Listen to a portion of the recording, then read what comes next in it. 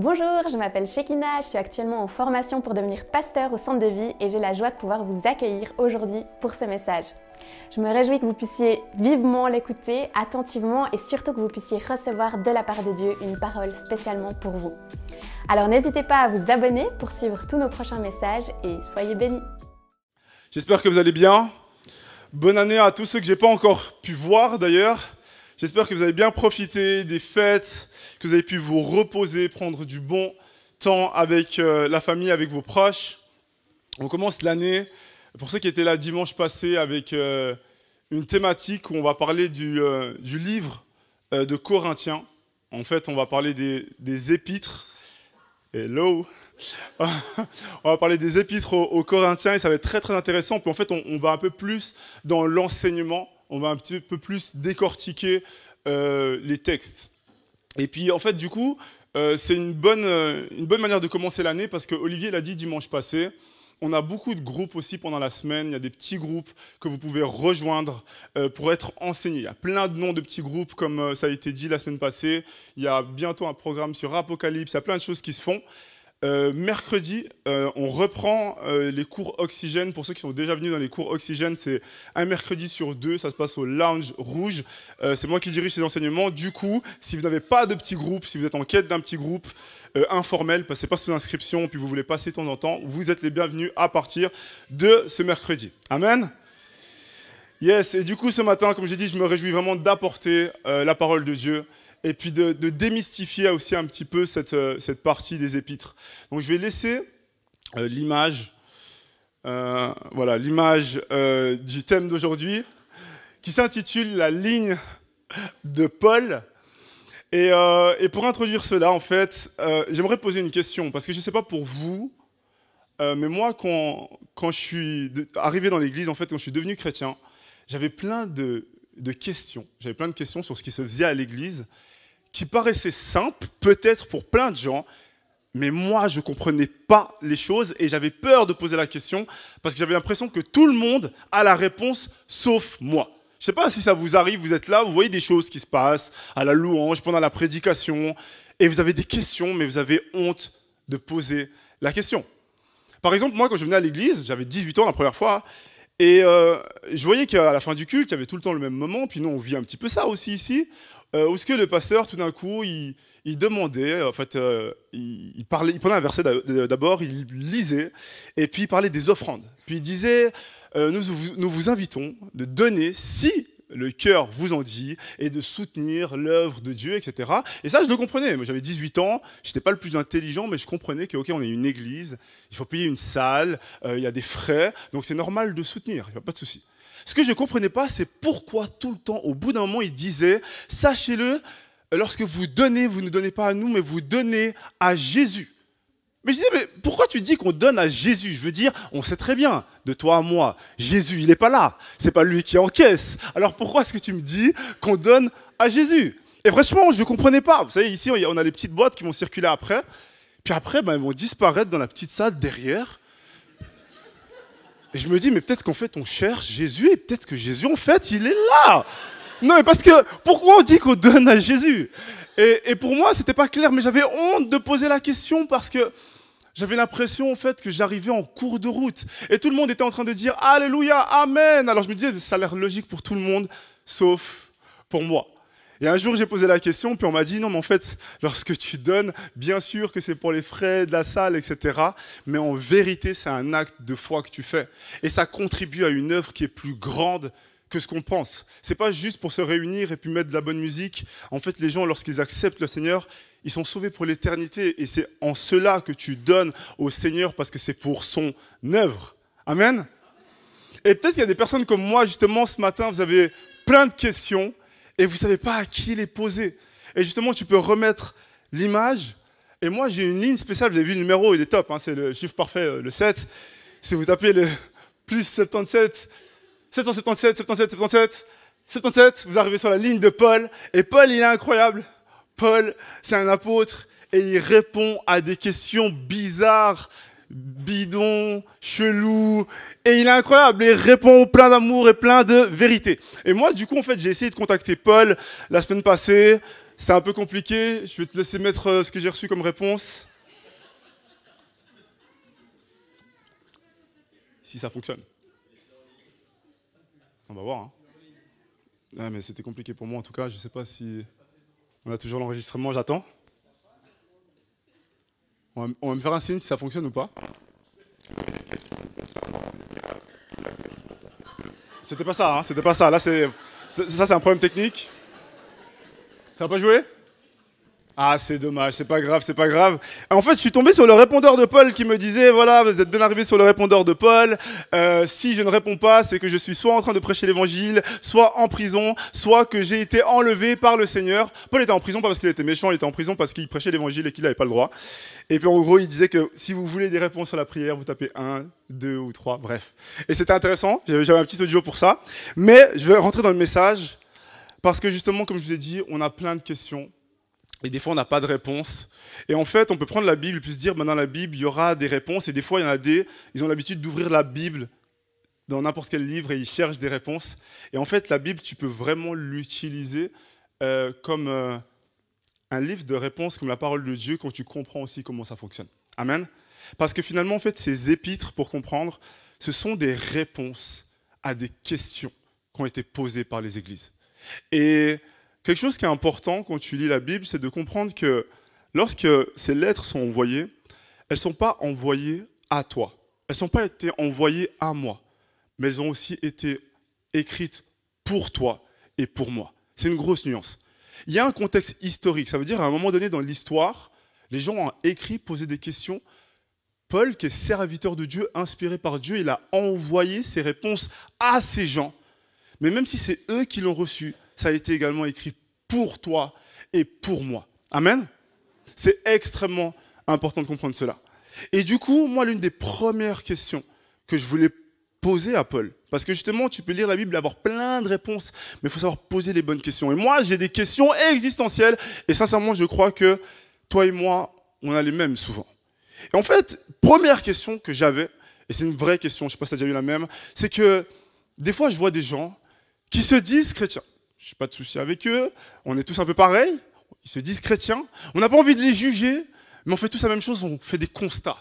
Seigneur, mon frère ou ma sœur qui se dit chrétien, je vois sa manière de se comporter, je vois sa manière de s'habiller, je vois ses posts sur Instagram quand il ou elle est en soirée, et j'ai l'impression quand même qu'il y a beaucoup d'hypocrisie.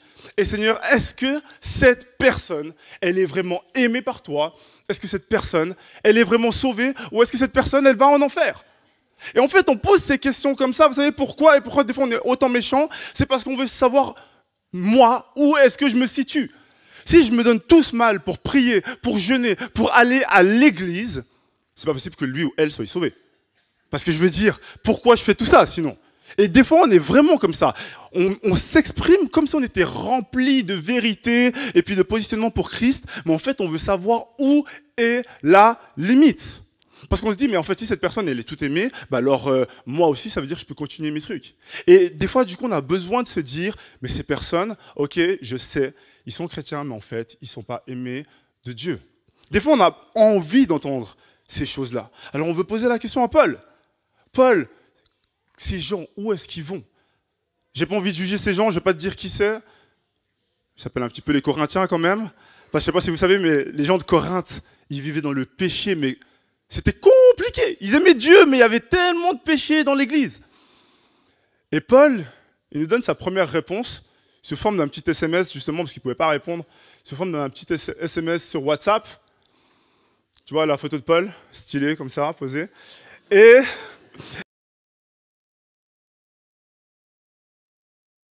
l'église de Corinthe. Et ça, c'est son introduction. Puis à travers son introduction, il nous montre quelle est sa pensée par rapport à Corinthe. Je dis constamment à mon Dieu toute ma reconnaissance à votre sujet pour la grâce de Dieu qui vous a été accordée en Jésus-Christ. En effet, en lui, vous avez été comblés de toutes les richesses, en particulier en ce qui concerne la parole et la connaissance, dans la mesure où le témoignage de Christ a été solidement établi parmi vous. Ainsi, il ne vous manque aucun don, à vous qui attendez le moment où notre Seigneur Jésus-Christ apparaîtra.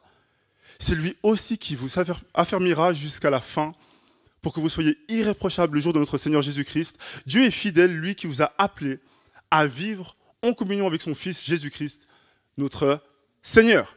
Je recommence juste le début, je dis constamment à mon Dieu toute ma reconnaissance à votre sujet.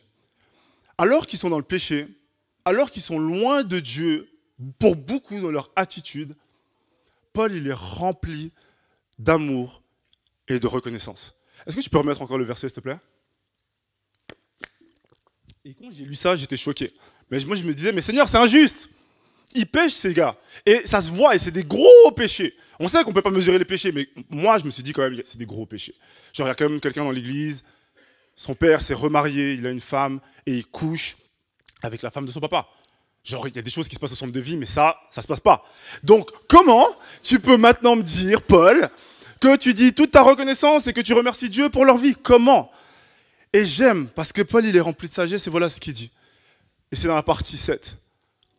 En fait, ce qu'il dit, non, c'est juste dans la partie d'avant. Il dit, c'est lui, au verset 8, pardon, c'est lui aussi qui vous affermira jusqu'à la fin pour que vous soyez irréprochables. En fait, Paul, il comprend qu'il ne s'agit pas d'eux.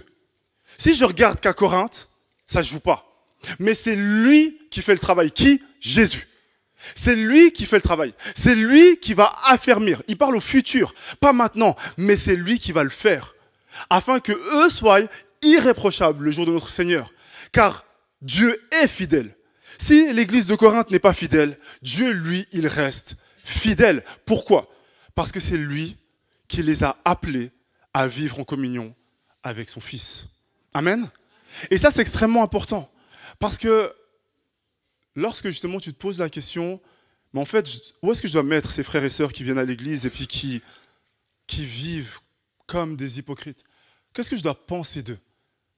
Qu'est-ce que je dois penser de moi quand j'ai l'impression d'être loin de Dieu? Qu'est-ce que je dois penser de moi quand j'ai l'impression d'être un hypocrite? Et lorsque je vois en fait la réponse de Paul, je réalise en fait qu'il y a encore un espoir. S'il y a un espoir pour eux, il y a un espoir pour moi. Pourquoi est-ce qu'il y a un espoir? C'est parce que celui qui m'a appelé est fidèle. C'est sur lui que je m'appuie. C'est sur lui que toi et moi, on doit s'appuyer. Ce matin, toi et moi, des fois, comme je t'ai dit, on a l'impression qu'on s'est réveillé juste grâce au réveil, puis on s'est dit, vas-y, on y va un dimanche de plus. Mais la vérité, c'est que celui qui t'a appelé ce matin, c'est lui. C'est lui qui t'a désiré. C'est lui qui est fidèle. Et quand tu as l'impression de ne pas être assez, c'est lui qui travaille en toi pour que tu sois prêt au jour du Seigneur. Amen. Et c'est extrêmement intéressant. Et comme je vous dis, pourquoi je romance la manière de lire ce livre ou ces épîtres, c'est parce que si tu les as devant toi et que tu les lis comme ça, en fait, des fois, tu te dis, ouais, c'est beau ce qui est là, mais tu ne le prends pas pour toi. Amen. Vous savez, quand les réponses sont évidentes en fait, dans ta vie et que tu n'arrives pas à les voir, c'est souvent que tu ne te poses pas les bonnes questions. Amen. Souvent, le souci, ce n'est pas que tu n'as pas assez de bonnes réponses, c'est que tu ne te poses pas assez de bonnes questions. Amen. Et donc, la question, ce n'est pas justement, est-ce qu'ils vont en enfer ou pas? C'est, Seigneur, qu'est-ce que tu dis d'eux et qu'est-ce que tu dis de moi? Amen. Et j'aimerais qu'on continue parce qu'en fait, l'un des buts de mon message, c'est de nous faire comprendre en fait la puissance de l'unité dans l'Église. Et en fait, ça, c'est quelque chose aussi que Paul, il a compris. Parce qu'en fait, vous avez remarqué justement, juste avec l'intro, Paul, il démontre une sagesse et une intelligence qui est phénoménale. Juste avec son introduction. Parce qu'en vérité, si vous l'avez lu, le livre de Corinthiens, je vous inspire et je vous pousse à le lire. Paul, il commence avec une introduction remplie d'amour, d'espoir, d'espérance, mais ensuite, il va dans les vérités et il devient sec. Mais l'introduction est extrêmement importante. Je ne sais pas pour vous, si vous avez déjà été avec quelqu'un qui... vous marchez avec la personne, tout se passe bien, la personne, elle rigole et tout, et tout d'un coup, la personne rencontre quelqu'un qu'elle n'aime pas. Et en un instant, il y a changement d'ambiance. Tu parles à la personne, ouais, ça va et tout, puis tout d'un coup, la personne, elle te répond, ouais. Et là, tu sens qu'elle est figée parce qu'elle se prépare à voir quelqu'un qu'elle n'aime pas. C'est trop triste. Souvent, j'ai vécu ça avec les mamans, parce que les mamans ne peuvent pas cacher leurs émotions. Et si elles rencontrent quelqu'un qu'elles ne veulent pas rencontrer, ça se sent directement, changement d'ambiance, tout de suite. Et en fait, l'introduction, c'est important parce que tu vois ce qu'il y a dans les tripes, tu vois l'honnêteté. Et en fait, Paul, dans l'introduction, on sent qu'il est rempli d'amour. Il aime tellement ces gens, comme Jésus en fait finalement, il les aime tellement qu'il les prend tels qu'ils sont, mais il les aime trop pour les laisser là où ils sont. Donc au bout d'un moment, il va commencer à leur dire la vérité. Et le peuple de Corinthe, justement, ils aiment Paul. Ils aiment ses réflexions, ils aiment son intellect, sa sagesse, son discernement. Certains l'aiment à un point qui commence presque à l'idolâtrer. Et ça devient compliqué. Donc il y en a plein qui commencent à prendre justement parti, on en parlait la semaine passée.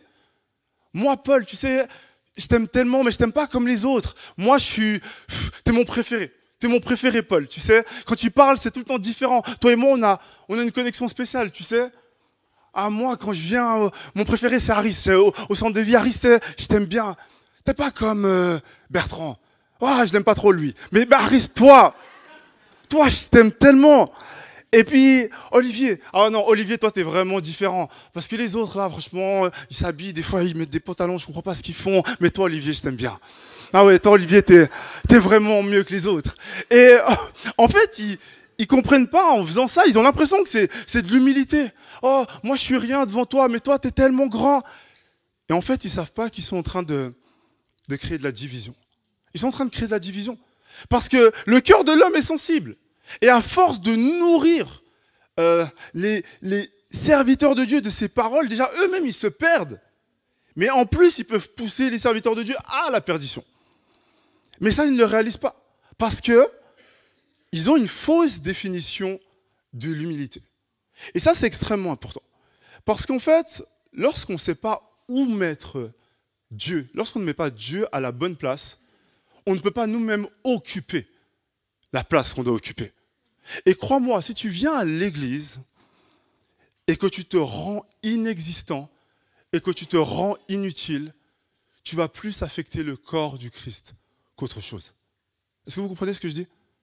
Si tu te rends inutile, si tu te rends inexistant, tu auras l'impression que c'est de l'humilité parce que tu dis « moi, je connais rien, moi, je ne sers à rien », mais en vérité, tu vas plus affecter le corps du Christ qu'autre chose. Parce que ta position, elle est importante. Tes prières sont importantes.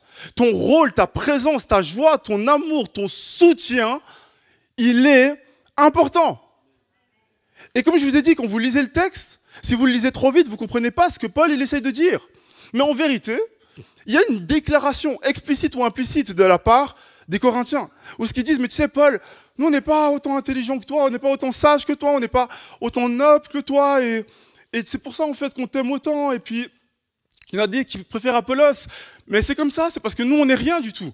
Et Paul, il nous répond par un deuxième SMS justement. J'aime trop Paul parce qu'il est cash, eux ils disent ouais nous on n'est rien, puis lui il dit ouais c'est vrai, vous avez raison. Il dit c'est vrai.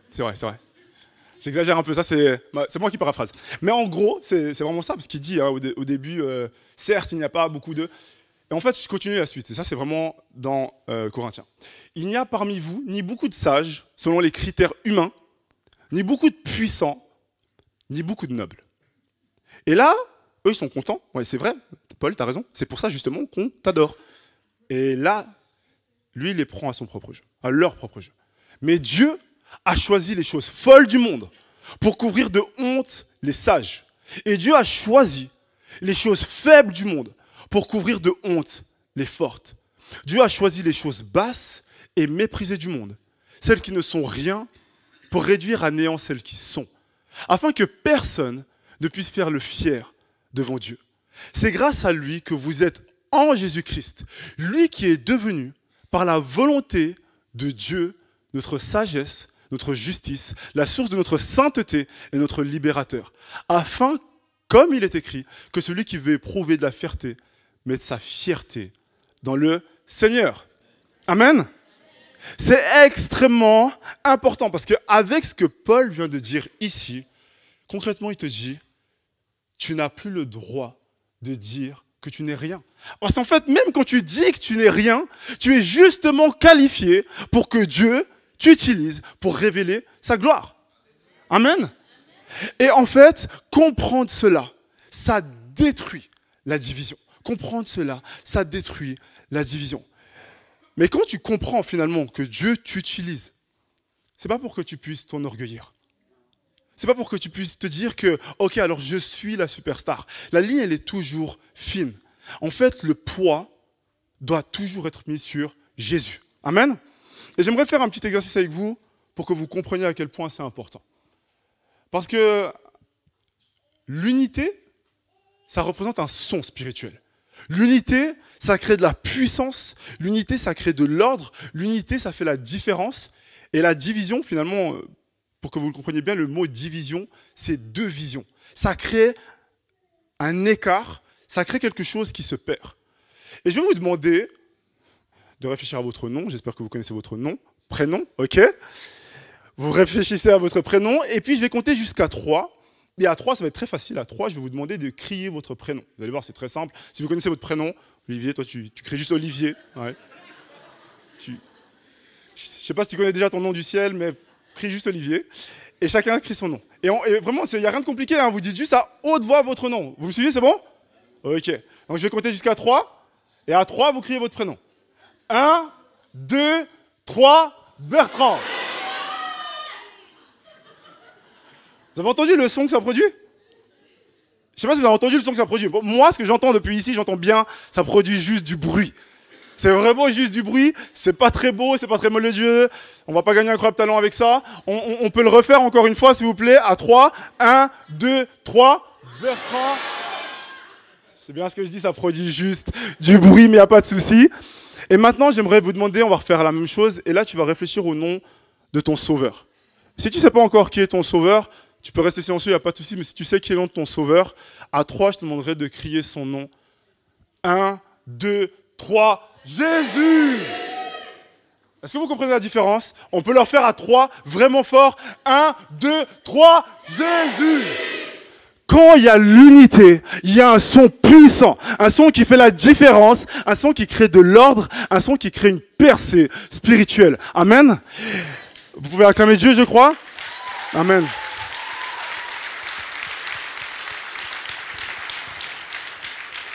Et la réalité, c'est que lorsque tu vis ta vie, dans ton couple, dans ta famille, dans tes amitiés, et qu'en fait, chacun est en train de crier son propre nom, ou que tu cries le nom de ton voisin, ou le nom de ton pasteur que tu aimes bien, ça ne fait pas la différence. Ça ne crée pas l'unité, ça ne crée pas de force, ça ne crée pas de puissance, ça ne crée pas de cohérence. Lorsque on est un peuple et qu'on marche ensemble au nom de notre Sauveur, il y a quelque chose qui se passe. Amen. Il y a quelque chose qui se passe dans le monde spirituel. Et je le prie vraiment pour ta relation, comme je te dis, dans ta famille, ta relation avec tes amis. Choisis de marcher avec des personnes qui se déplacent au nom de ton Seigneur et de ton Sauveur. Amen. Et en fait, ce qui se passait dans l'église de Corinthe, c'est qu'ils commençaient à avoir des divisions. Et Paul, il vient vers eux pour leur dire, mais est-ce que vous croyez que Jésus, il est divisé ? Il leur dit, est-ce que vous croyez qu'il est divisé? Et comme je vous dis, quand vous lisez le texte, ça peut être compliqué. Parce que vous pouvez vous dire, en fait, en lisant le texte, des fois, vous savez, on peut lire le texte avec un peu d'orgueil, puis se dire, mais c'est vrai, vous n'avez rien compris, le Seigneur, c'est Jésus. Mais c'est beaucoup plus subtil ce que Paul dit. En fait, ce que Paul dit, c'est que c'est quelque chose qui se glisse à l'intérieur de nous. Comme je vous ai dit, c'est quelque chose qui vous tente. C'est tentant de croire qu'on ne sert à rien. C'est tentant de croire qu'on n'est pas assez. C'est tentant de croire que, mais moi je ferai la différence plus tard, là j'ai que 16 ans, j'ai que 17 ans. Ou bien moi je ferai la différence plus tard, moi j'ai 70 ou 80 ans. Mais il n'y a pas un juste âge. Olivier l'a dit avant, il y aura une reconnaissance ministérielle. Dans toutes les personnes qu'on est, on est 3 personnes, on a des âges différents, on a des vécus différents, on vient de backgrounds complètement différents. Mais il n'y a pas d'âge pour continuer à avancer avec Jésus. Il n'y a pas d'âge pour commencer à marcher avec Jésus. Amen. Si on avance tous au nom de Jésus, il y a une différence qui se fait. Et ce que j'aimerais encore préciser, c'est que lorsque tu comprends profondément que ta vie, elle compte en Jésus, comme je t'ai dit, tu arrêtes de te mépriser, ça c'est important, mais tu arrêtes aussi quelque chose, tu arrêtes de mépriser ton voisin, tu arrêtes de mépriser ta voisine. Parce qu'en fait, si toi, tu as de la valeur aux yeux du Christ, parce que c'est en lui que tu as mis ta foi, alors ton voisin ou ta voisine que des fois tu ne comprends pas, que tu trouves incohérent, eux aussi ils ont de la valeur. Et en fait, l'unité, elle ne se crée pas juste parce qu'on s'entend bien. Elle ne se crée pas juste parce qu'on a une bonne alchimie ou un bon feeling. Elle se crée parce qu'on comprend que si Dieu m'aime, Dieu aime aussi les gens autour de moi. Et même si je ne les comprends pas complètement, en fait, on est ensemble, on marche ensemble. Amen. C'est extrêmement important. Et le troisième point que j'aimerais traiter avant la fin de mon message, et ça c'est une question aussi qui est très subtile en fait, c'est que on l'a vu au début, donc du coup on pose cette question à Paul, mais en fait, est-ce que ces gens qui agissent comme ça, est-ce que moi des fois qui agis mal, est-ce que je vais en enfer ou pas? Et que Paul il dit il y a de l'espoir, parce qu'en fait sa réponse c'est ça, il y a de l'espoir, parce que Paul après, dans le texte comme je l'ai dit, il dit des vérités violentes, mais il y a de l'espoir. Comment on sait qu'il y a de l'espoir pour notre vie? Comment on sait que Dieu il nous utilise malgré le peu de connaissances qu'on a, malgré notre manque d'intelligence? Il y a une autre question qui se pose. C'est mais où est la limite? Enfin, où est la limite? Parce que du coup, si Dieu m'aime, presque peu importe ce que je fais, s'il m'utilise malgré tous mes défauts, comment je sais quand je suis dans le péché? Comment je sais quand je ne gère pas assez bien mon corps? Comment est-ce que je sais si les addictions que j'ai sont vraiment des addictions ou pas? Comment est-ce que je sais si je parle bien ou mal? Vous me suivez? Des fois en Christ, on est défié par cette liberté en Christ qui a l'air tellement grande et on se dit mais où est la limite? L'être humain est très bizarre. L'être humain ne veut pas être contrôlé mais en même temps il veut être contrôlé. Il s'inscrit au fitness et il dit ça serait tellement bien que j'ai un coach. Vous savez, on sait tous comment prendre soin de notre corps. En vrai, on sait tous. Mais on se dit tous, si j'avais un coach, ça serait trop bien. Si j'avais un coach, ça serait trop bien. Ou si j'ai un abonnement au fitness, cette fois-ci, j'irai. Puis après, on paye l'abonnement au fitness, ou même on a un coach, et on ne respecte pas ce qu'il nous dit de faire. Ma maman, elle a un institut pour le corps. Elle me dit, c'est incroyable le nombre de gens qui se disent, si je paye cet abonnement hyper cher, c'est sûr, cette fois-ci, je vais perdre. Et en fait, ils payent l'abonnement pour se déculpabiliser. Et comme ils l'ont payé, ils se disent, si je l'ai payé, j'ai aussi le droit de faire ce que je veux. Hein? Donc, ils ne respectent pas. Et en fait, l'être humain, on est comme ça. On ne veut pas être des robots. Et pourtant, des fois, on se dit, ça serait tellement plus simple si je me levais le matin, puis Jésus me dirait, tu dois faire ça, tu dois faire ça, tu dois faire ça. Et il y a la Bible. La Bible, elle te dit bien ce que tu dois faire. Mais alors, on ne la lit pas. Vous savez, on est un peu bizarre.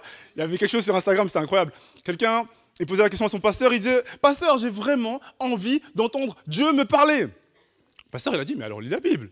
Alors il a dit, non, mais tu comprends pas. Je veux entendre vraiment Dieu me parler à haute voix. Le pasteur, il a dit, lis la Bible à haute voix.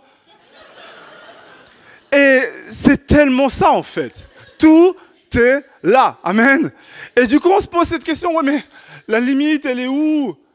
Et Paul, il nous répond justement avec la troisième réponse. Quelles sont les limites de la liberté chrétienne? Et c'est au chapitre 6 de Corinthiens. Et il dit, tout m'est permis, mais tout ne m'est pas utile. Tout m'est permis, mais je ne me laisserai pas dominer par quoi que ce soit. Vous savez, c'est le genre de réponse que nous, on déteste. Parce qu'on dit, mais c'est encore plus flou. C'est encore plus flou. Je peux tout faire, mais... Et en fait, ça nous renvoie à la notion du libre arbitre, mais ça nous renvoie aussi à la notion du Saint-Esprit. Le Saint-Esprit, c'est pas un concept. C'est pas juste un vent, c'est pas juste un feu. Le Saint-Esprit, c'est Dieu qui est sur la terre maintenant. Et le Seigneur Jésus, qui aimerait avoir Jésus chaque matin à côté de lui comme conseiller? Qui aimerait, vraiment, tu te lèves le matin, Jésus est là. Incroyable, hein? Donc Jésus était là sur la terre. Et imaginez, donc tout le monde levait la main, tout le monde disait, mais Jésus, il faut que tu restes. Et Jésus, il dit, en vérité, il est préférable que je m'en aille afin que mon Saint-Esprit vienne. C'est Jésus qui dit, c'est vraiment mieux pour vous que j'aille afin que lui soit là. Donc, le Saint-Esprit qui vit en toi, il te dit ce qui est bon et ce qui n'est pas bon. La question, c'est est-ce que tu l'écoutes? Amen. Et on va continuer la réponse. Verset 19. Ne le savez-vous pas? Votre corps est le temple du Saint-Esprit qui est en vous et que vous avez reçu de Dieu. Vous ne vous appartenez pas à vous-même, car vous avez été racheté à un grand prix. Rendez donc gloire à Dieu dans votre corps et dans votre esprit qui appartient à Dieu. Il y a plein de personnes ici qui ont des questions par rapport à la sexualité, par rapport à peut-être leur gestion de l'alcool, par rapport à leur gestion de certaines substances, par rapport au nombre de temps qu'ils passent devant la télé ou devant les réseaux sociaux. Si tu es le temple du Saint-Esprit et que tu dis en fait vraiment mon corps est le temple, le Saint-Esprit vit en moi, automatiquement tu sais à partir de quand tu dépasses les limites. Si tu passes 10 heures par jour devant la télé, il y a quelque chose en toi qui dit ça ne fait pas sens. Le problème, ce n'est pas la télé, mais il y a quelque chose qui te dit ça ne fait pas sens ce que je suis en train de faire. Si chaque jour tu consommes trop d'alcool, des substances qui ne sont pas bonnes pour toi, ça ne fait pas sens. Tu le sais au-dedans de toi, le Saint-Esprit te le dit. Et la Bible elle dit, n'attristez pas le Saint-Esprit, n'éteignez pas le Saint-Esprit. Il y a quelque chose qui parle en toi. Est-ce qu'on me comprend? Lorsque tu es en voiture, ça nous arrive tous, quelqu'un te dépasse du mauvais côté, ça rend malade, et tu as envie d'insulter la personne. Tu dois te maîtriser en priant en langue. Quand tu n'arrives pas et que tu commences à... Voilà. Le Saint-Esprit te dit, non, mais là, ça va trop loin. Le Saint-Esprit parle en toi. Vous savez, ces lettres, elles ont aidé à rendre l'Église plus mature. C'est ça qu'elles ont fait. Elles ont aidé l'Église à devenir plus mature. Et en fait, ce que j'aimerais te demander, c'est quand tu lis ces lettres, avant de commencer à les lire, quelquefois, pose des questions. Pose toi-même, écris ces questions, et quand tu vas les lire, tu auras des réponses. Le problème, c'est qu'on lit la Bible, et puis on espère que tout pop-up comme ça. Et dans les évangiles, c'est plus facile, parce qu'en fait, tu vois l'histoire de Jésus. Mais en fait, dans les épîtres, il y a les réponses aux questions profondes qu'on a. Amen.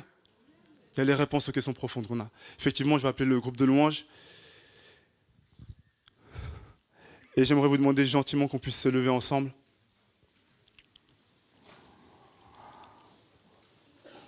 Parce que ce matin, il y a plein de personnes. Il y a des personnes qui ont des questions par rapport à leur condition spirituelle. Des personnes qui se posent la question, peut-être même pour la première fois, mais est-ce que finalement, tous les chemins mènent à Rome? Et peut-être c'est une question que tu aimerais poser à Paul, et ce matin, je crois que je peux un peu aider Paul et te répondre. Les gens, peut-être ils se posent la question, mais est-ce que tous les chemins mènent à Rome? Est-ce que si je crois un peu de Jésus, et puis un peu d'islam, et puis un peu de bouddhisme, et puis un peu de l'univers, est-ce que finalement ça mène au salut? C'est pas ce que la Bible elle dit. La Bible elle est claire en fait.